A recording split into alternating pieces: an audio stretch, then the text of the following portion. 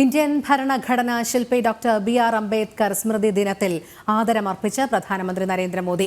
പാർലമെന്റിലെ doctor BR. Ambedkar സ്തൂപത്തിൽ പ്രധാനമന്ത്രി പുഷ്പാർച്ചന നടത്തി. പ്രധാനമന്ത്രിയോടൊപ്പം ഉപരാഷ്ട്രപതിയും ലോക്സഭാ സ്പീക്കറും പുഷ്പാർച്ചന നടത്തി. കൂടുതൽ വിവരങ്ങളുമായി ഗൗതം അനന്തനാരായണൻ ചേരുന്നു. ഗൗതം, ഇന്ന് പരിനിർവാൺ ദിനം. ഇന്ത്യൻ ഭരണഘടനാ ശില്പി ഡോക്ടർ ബി.ആർ. അംബേദ്കർ സ്മൃതി ദിനത്തിൽ ആദരമർപ്പിച്ച് പ്രധാനമന്ത്രി നരേന്ദ്രമോദി. മറ്റ് വിശദാംശങ്ങൾ.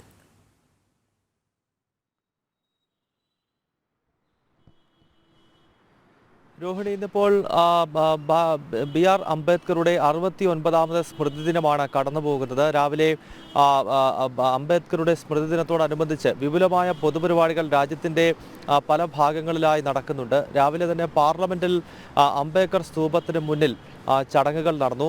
പ്രധാനമന്ത്രി നരേന്ദ്രമോദി പുഷ്പാർച്ചന നടത്തി. ഉപരാഷ്ട്രപതി ജഗദീപ് ധൻഖർ, മുൻ രാഷ്ട്രപതി രാംനാഥ് കോവിന്ദ്, അതുപോലെ തന്നെ ലോക്സഭാ സ്പീക്കർ ഓം ബിർള, കോൺഗ്രസിൻ്റെ ദേശീയ അധ്യക്ഷൻ മല്ലികാർജുൻ ഖാർഗെ, വിവിധ എംപിമാർ, കേന്ദ്രമന്ത്രിമാർ തുടങ്ങിയ പ്രമുഖർ ഈ പാർലമെൻറ്റ് വളപ്പിൽ രാവിലെ നടന്ന ചടങ്ങിൻ്റെ ഭാഗമായി.